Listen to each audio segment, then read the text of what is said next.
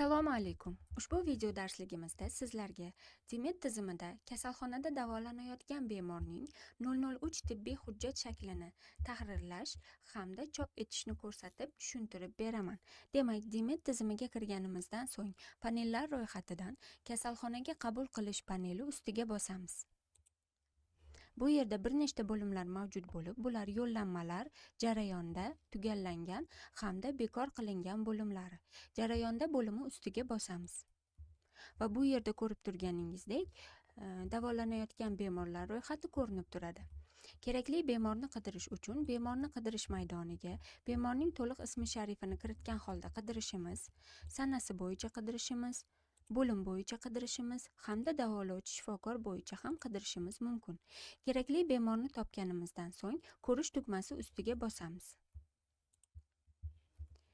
Kasalxonaga yotqizish to'g'risida ma'lumot oynasi ochiladi. Bu yerda sarlavha sahifasi, ya'ni 003 tibbiy hujjat shakli bo'limiga o'tamiz va ko'rish tugmasi ustiga bosamiz.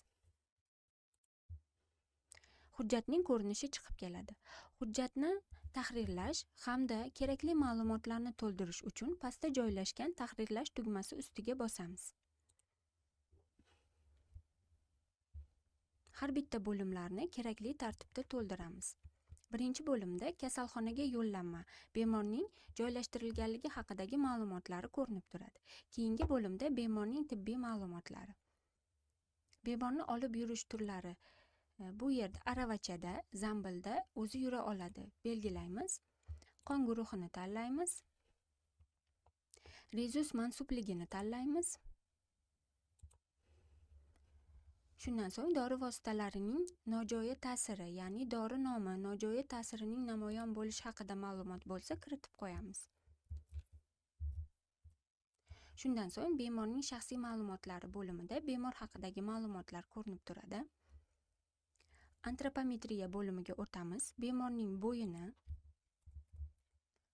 bemor vaznini va bemorning temperaturasi haqidagi ma'lumotni kiritamiz. Keyingi bo'lim ish joyi, kasbi, lavozimi. Bu yerda o'quvchilar uchun o'qish joyi, bolalar uchun bolalar muassasasining nomi, nogironlar uchun nogironning turi va guruhi, urush nogironi deb kiritib qo'yishimiz mumkin.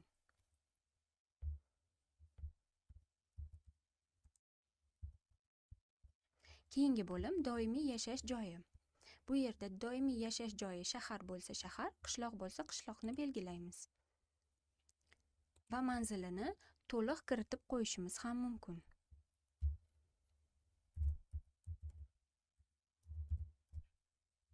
Keyingi bo'lim bemor qayerdan yuborilganligi haqidagi ma'lumotlar bo'limi.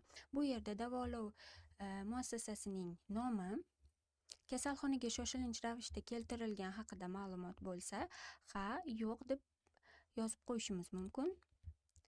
Qanday transportda keltirilgan bo'lsa, yozib qo'yishimiz mumkin. Misol uchun tez yordam transportida. Keyingi bo'lim kasalxonaga yotqizish sababi. Bu yerda kasallik jarohatdan so'ng rejali ravishda belgilaymiz. Keyingi maydon kasallik boshlangandan o'tgan so'ng vaqtini kiritib qo'yishimiz mumkin.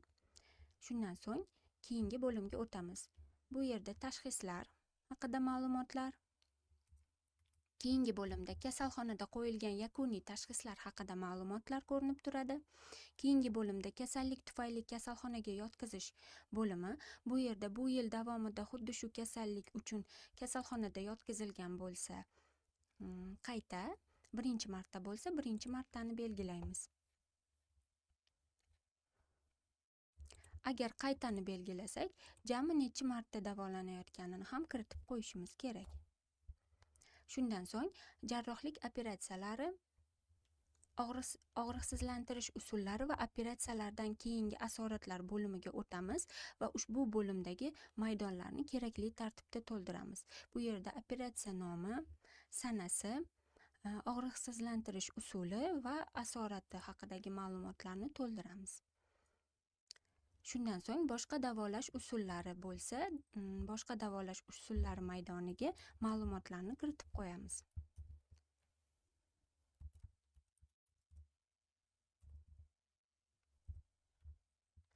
Shundan so'ng mehnatga yaroqsizlik varag'i yoki ma'lumotnoma bo'limiga o'tamiz va ushbu joydagi maydonlarni kerakli tartibda to'ldirishimiz mumkin. Bu yerda mehnatga yaroqsizlik varag'i nomeri, qachondan va qachongacha bo'lgan sanalarini to'ldiramiz. Shundan so'ng natija bo'limiga o'tamiz va davolash natijasini tanlaymiz. Bu yerda misol uchun kasalxonada javob berildi, ya'ni tuzaldi. Yoki boshqa muassasaga o'tkazish kerak bo'lsa, o'tkazilgan muassasa nomini tanlaymiz, mehnat qobiliyatini tanlaymiz. Bu yerda tiklandi, sustlashdi, vaqtincha yo'qoldi va shu kabilar. Keyingi bo'lim ekspertizaga yuborish uchun xulosa bo'limi. Bu yerda agar ekspertizaga yuborish uchun xulosa yozish kerak bo'lsa, xulosa maydoniga xulosa yozishimiz mumkin. Keyingi bo'lim alohida belgilar bo'limi. Bu yerda alohida belgilar mavjud bo'lsa, ushbu maydonni ham kerakli tartibda to'ldiramiz. Keyingi bo'lim qabul qilinganda tekshirildi, ya'ni qabul qilinganda olingan tahlillar bo'lsa, belgilaymiz va tahlillarni nomini ushbu maydonga kiritib qo'yishimiz ham mumkin. Keyingi bo'lim qo'shimcha bo'limi. Bu yerda birorta qo'shimcha eslatmalar yozish kerak bo'lsa, eslatmalarni ham yozib qo'yishimiz mumkin bo'ladi. Shundan so'ng pastda joylashgan saqlash tugmasi ustiga bosamiz. Hujjat saqlandi va tahrirlandi.